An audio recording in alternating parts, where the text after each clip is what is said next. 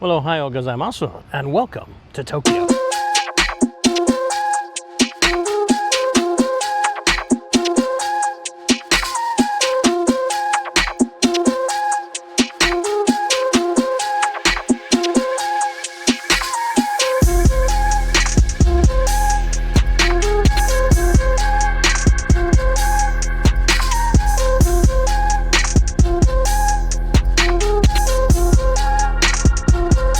Alrighty, fellow travelers, welcome back to Adventures of a Traveling Don, and today we are here in Tokyo, Japan. This is the beginning of a brand new series, and I'm super excited about this because this has been on my bucket list for years. You do not realize how long I have wanted to come to Japan, and we are here. So we're going to be here for a full month. It's going to be about like 9 days in Tokyo, 9 days in Osaka, and 9 days in Kyoto before we head off to South Korea for the next journey.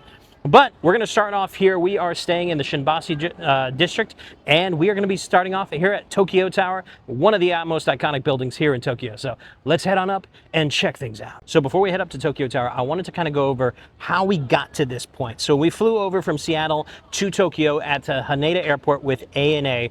Awesome #1 airline, absolutely fantastic. And of course we went through Haneda Airport. If you're coming in through Haneda, because there's two major airports, there's Narita and Haneda. If you're coming in through Haneda and you're heading to like the Shibashi district, whether to transfer to a different line or just you're staying in Shibashi like we are, you're going to take the monorail up to a certain point. I think it's Hamamatsucho station is the last one on that line. But the monorail is fantastic. Highly recommend taking that. Gives you kind of like a bird's eye view of that south part in Minato City, running from the Haneda Airport all the way up to Shibashi. Really, really nice. Definitely recommend taking the monorail just in general when you are here. Also, if you were looking for a couple places to stay, the first night that we stayed as just kind of like a layover night before we switched to our main place here in Tokyo was the ANA Holiday Inn on Tennozu Island. Fantastic spot. They've got this thing called the Library Lounge, which is like one of the coolest looking like library slash cafes I think I've ever seen. Awesome, awesome spot. And then the hotel that we're staying at for the entire period that we're here in Tokyo is a place called Loft Hotel, L-O-F Hotel. It's a chain, but we're in the one called Loft Shimbashi, and it's just kind of in the middle of Shimbashi area. It's like 8 minutes from the Onariman station, like 15 minutes walk from the Shimbashi station, and it's literally about like 15 minutes walk from here at Tokyo Tower as well. So you're kind of in the center of Minato City on that south part of the downtown part of Tokyo. So it's a great kind of spot. Really didn't cost a whole lot. I think for the 9 days total, it was about, in US dollars, it was like about 1,200 bucks. So for Tokyo, not too bad. And if you're looking for any kind of place to stay, I definitely recommend checking out planin.com. I am both a member and a content creator for them. It is a booking site like Booking, Agoda, things like that. I think they partner with them as well. But you can definitely go on there, check them out, and of course get our recommendations and follow some of our travel guides as well. Just make sure you look me up on planin.com. All right, let's get up Tokyo Tower.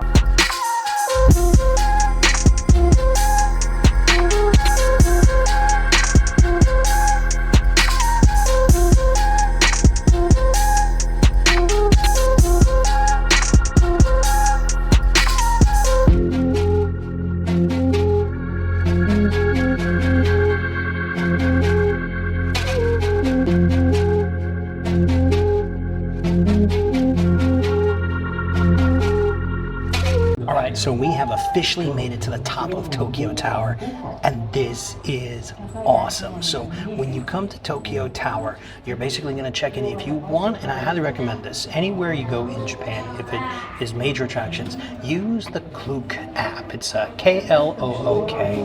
It is a great app for anything that you want to do when it comes to attractions here in Tokyo, and I think across the major cities in Japan. But this is absolutely phenomenal. So you have a few different types of tickets and admissions. The main observation deck, which is kind of like a little under like halfway up the tower, I believe that is about $11 US dollars worth. I think it's like 15 or like 1700 yen, something like that. To come up here to the top is basically about 22 US dollars as of 2025 when I'm here in September. and it is a fantastic view. From even like the basic one gives you great views of the surrounding city, but when you get up here to the top, this is like you can see all of Tokyo. I think you can see Mount Fuji on clear days.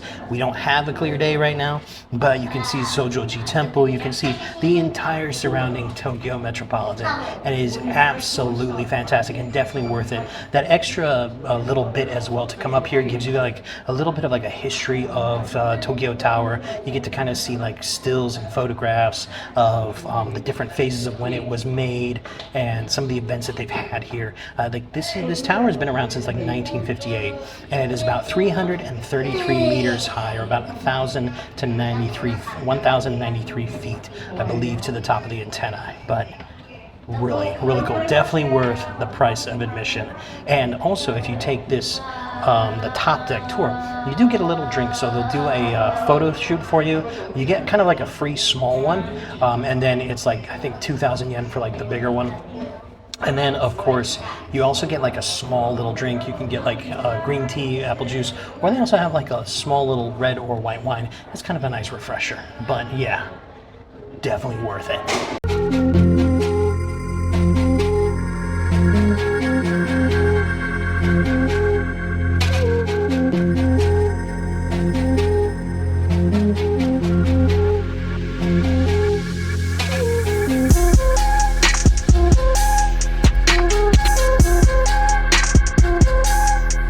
Okay, so we're done with Tokyo Tower, and now we're off to Zojo-ji Temple.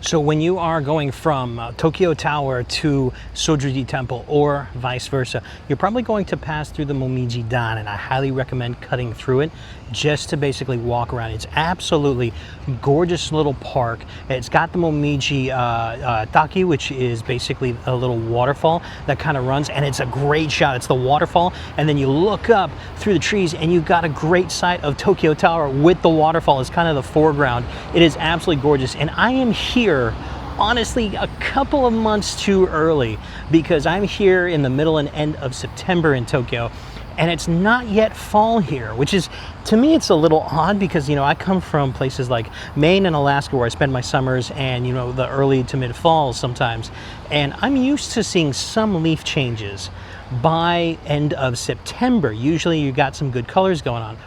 But here in Tokyo, it's not yet, summer's not yet over. It is cooled down compared to what it is during July and August, but it's still like, you know, in Fahrenheit, I think today it gets up to about 83, 84. I think on tomorrow, on Sunday, because I'm filming this on a Saturday, I think it's gonna be like 90. It cools down by the end of the month to like 80s and upper 70s, but it's still kind of like, it's still muggy, it's still warm. You barely see some of the trees. Some of the trees have just the tintest bit of the beginnings of change color, but I'm here a couple of months too early for the beautiful fall colors, particularly in a place called the Maple Valley, where these are all different types of maple trees. So, but I do have one day at the end of my trip when we're back here mid-November before we head home.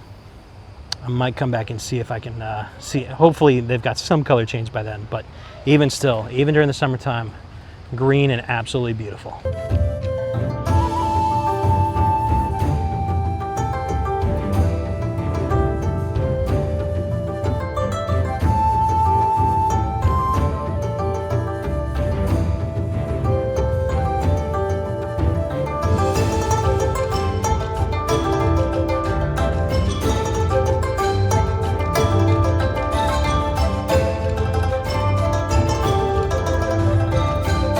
So we've now made it to Zojo-ji Temple, and of course then we got the main temple behind me, which we'll go visit in a minute. Unfortunately, their Datsuman gate, kind of like the big main gate that you walk through, is very, very iconic. It is under reconstruction as of right now in September 25.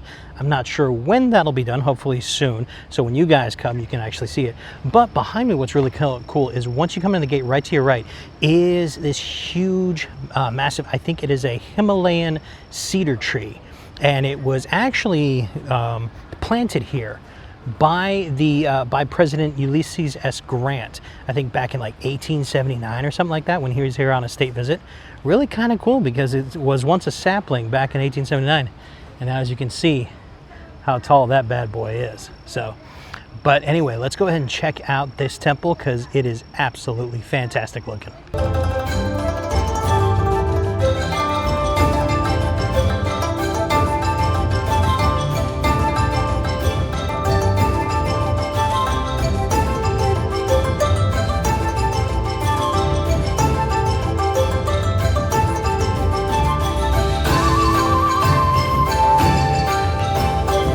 So the Zojo-ji Temple was built, I believe in 1393 was when it was finished, so at the end of the 14th century.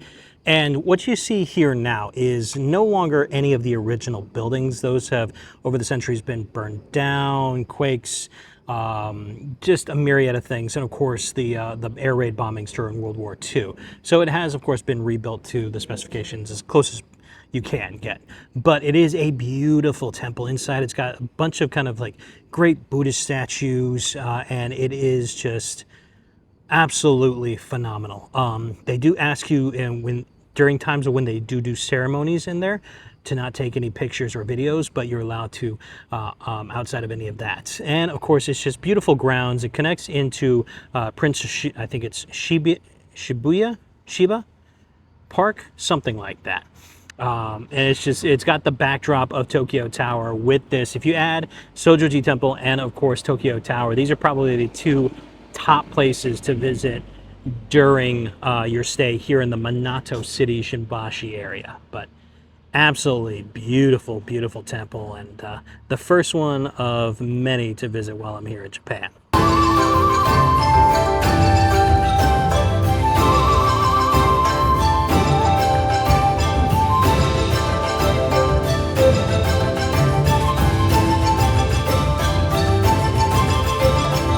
Okay, now these behind me are actually really kind of cool. These are little guardians. I think they're supposed to be guardians for kids, and I think the symbolization is the red hat, the red kind of like scarf, and then the windmills, and it was basically to protect children as basically like a guardian deity to make sure that they grow up safe and healthy. But it is really, really kind of cool. Like just like they're all there's like rows and rows and rows of them. Absolutely phenomenal.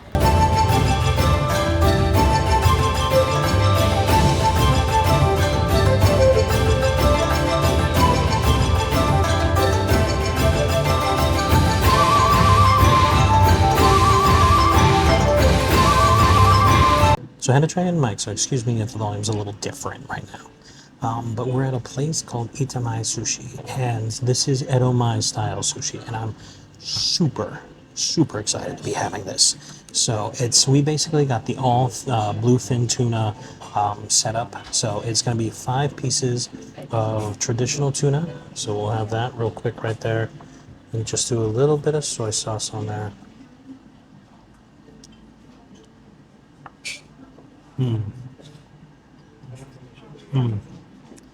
Absolutely fantastic. So this whole thing is about, I think it's about just under 5,500 yen. So it's about like $37, $38. And you get basically about 10 pieces of sushi, including 2 fatty tuna, 3 medium fatty tuna, and then your traditional bluefin. Plus you get or 1 small tuna roll, miso soup, salad, and then also this as well. So we're gonna have and try the medium. I think this is chutoro.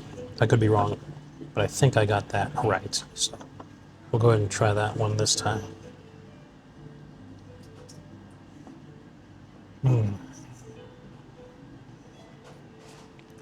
Come on. That is ridiculous. Absolutely amazing. And then of course, the piece de resistance, the fatty tuna. The fattiest of fattiness. Oh, and that's just melt in your mouth. That is absolutely phenomenal. My God. That is really, really good tuna. Okay, so I gotta say that was fantastic. This is my first sushi experience in Japan. Very good. We'll see as we go forward. Next time I won't do just tuna, but it seemed to be kind of like they had a full like 2 pages basically dedicated to it. So I figured I gotta try that, and of course, you know, bluefin tuna is what Japan is known for, specifically when it comes to sushi. But man, that was delicious. A couple of other places I highly recommend, particularly if you're looking for either breakfast or dinner. So you would think this was lunch for sushi. Breakfast there is, particularly if you're staying in this area of Shimbashi, near Loft Hotel, there's a place called Mariuchi Bagel, which is fantastic. I think they get the wheats for the bagels from Hokkaido, and it is a fantastic little bagel shop. We had one with cream cheese with smoked Norwegian salmon, which was just off the charts. It was fantastic. And then, of course, if you're looking for a great dinner spot, you have, of course, Shiba Numa. Sorry about that. Shiba Numa was amazing. It was kind of like beautiful little small hole-in-the-wall Japanese spot. And we had sukiyaki, which was absolutely fantastic. I also had like little lamb skewers, and we had some sashimi appetizer. But the sukiyaki was really, really good and had a little bit of Japanese whiskey. It was just fantastic. So highly recommend those 2 places as well when you're eating here in the Shimbashi area near Loft Hotel.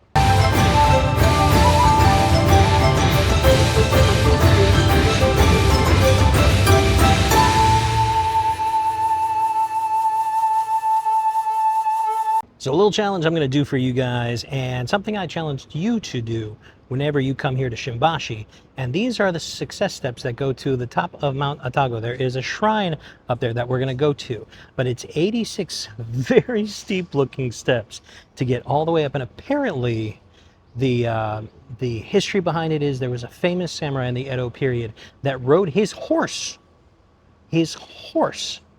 up and down those steps. And ever since he did that, he had success in his life. So everybody honors his memory, and his horse's sacrifice in memory too, by climbing these 86 very steep steps. So let's get on with it.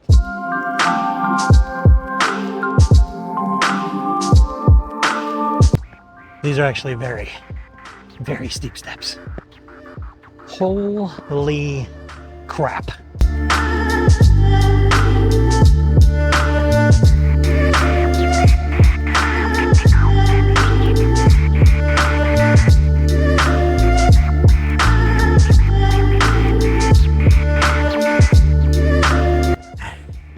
Whose goddamn idea was it to make steps this steep? Holy crap. It's only 86 of them. But god damn.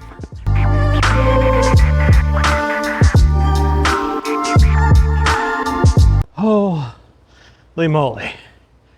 Whew. That was, particularly in this humidity right now, sweating. It's a good workout though. It is a good workout, and honestly, beautiful looking shrine. So it is worth it. Let's go check it out.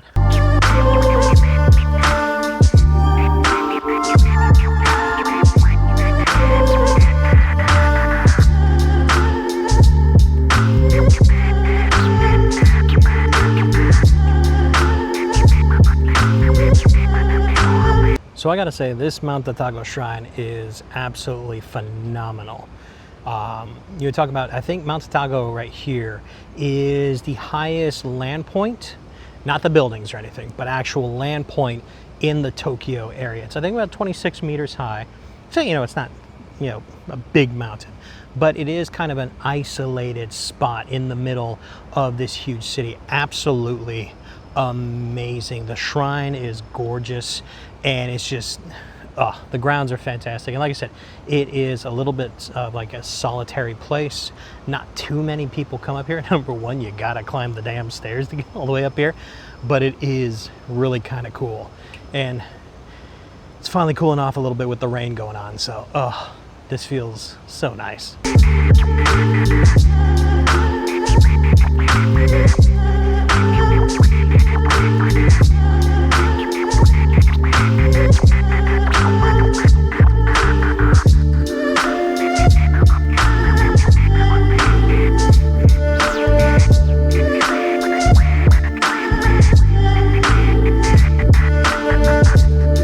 So of course it starts to rain, as you guys just saw, and of course I don't have an umbrella at the time.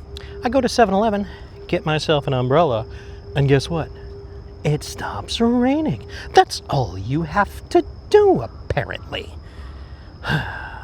Anyway, it is a fantastic place that we are at, and this is Hamarikyu Gardens, and this is one of the larger gardens, I believe, on this south side. I think it is the largest garden in the Minato City area.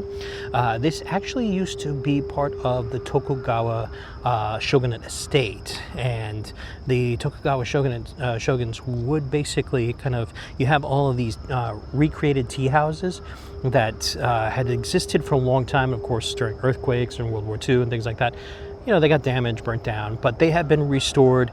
Beautiful, beautiful kind of like old style houses and tea shops, and they have one that is active, which is fantastic.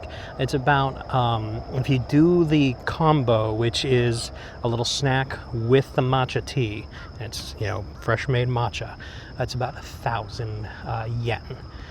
But it is well worth that, and it's just absolutely delicious. I got like a dorayaki, which is kind of like 2 pancakes, and they stuff in the middle. It's kind of like a sweet bean paste. Mine was a chestnut, which was fantastic.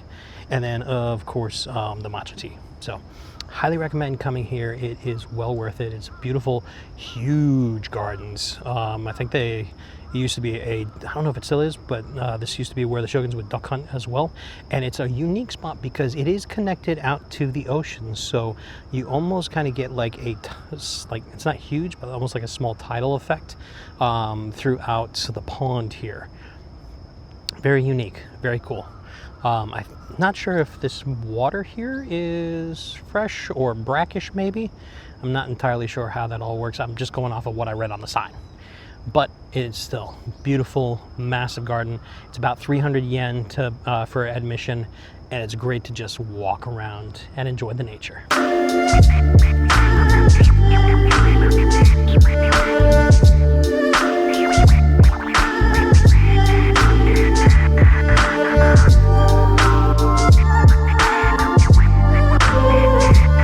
All right, guys, so while we're surrounded by Tokyo Bay and the Hamarikyu Gardens, I thought I'd do a quick couple of shout-outs, actually a few shout-outs, because this trip has been a long time in the making, even before I started doing YouTube back in 2021.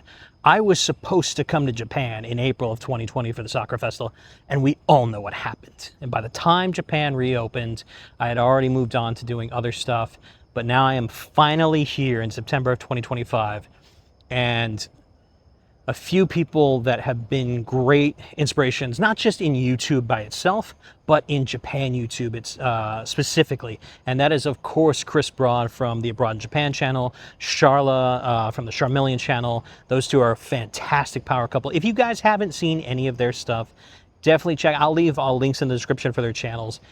I just wanted to give them a shout out in this first particular video here in Japan, because their dedication to what they do really made me want to get into, number one, it really kind of wanted me to get into YouTube, along with Mark Wiens and a few others. But really, I've been watching them since like 2018, when I was kind of ramping myself up for a 2020 trip.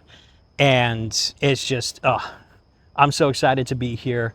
Definitely going over to Lost Bar in Shibuya. I don't know if I'll run into them. Hopefully I do. If not, either way, I got to give it up to them. And of course, Connor's Sea Dog VA, Premier Pete 2, Trash Chase, Natsuki, Natsuki, awesome character, Ryataro. So all those people that are part of that community here, you guys have inspired me when it comes to coming to Japan. And I want to thank you guys very much.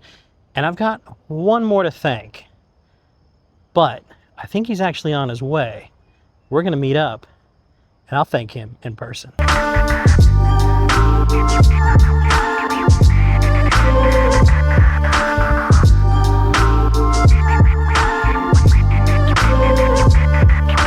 So while I head back to my hotel room to prep for pretty much what's going to be the finale of this video and our special guest, there is another garden that you want to check out when you are in the Minato City area, and that is the Shiba Gardens. I went to there yesterday, so here we go. Check it out while I head back and get ready for the finale.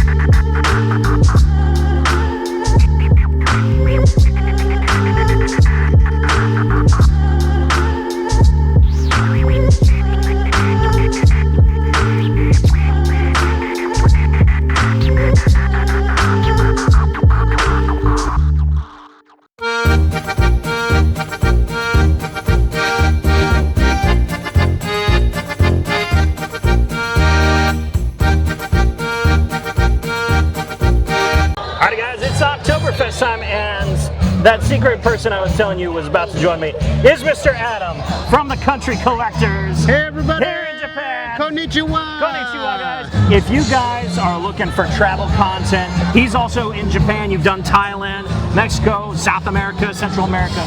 You're looking at it, check out Country Collectors. Link will be in the description. Arigato Kanpai gozaimasu. and Kanpai. pros to you guys.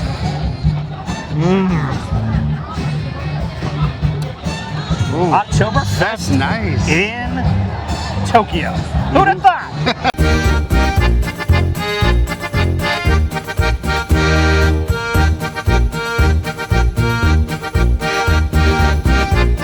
I've had a full beer already, and I asked for a half. They gave me a full.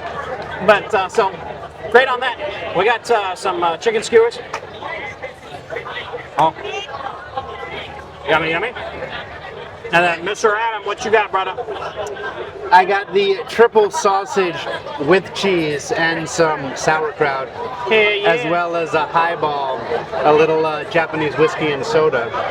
It's not what the picture looks like. I'm a little bit disappointed, but I'm sure it will be. This looks like a regular hot dog. It's pretty good. Not too bad. Alrighty. And then, of course, I got myself another amber. I'm going to be drinking ambers all night, so kanpai and pros to you guys. Oh, so good.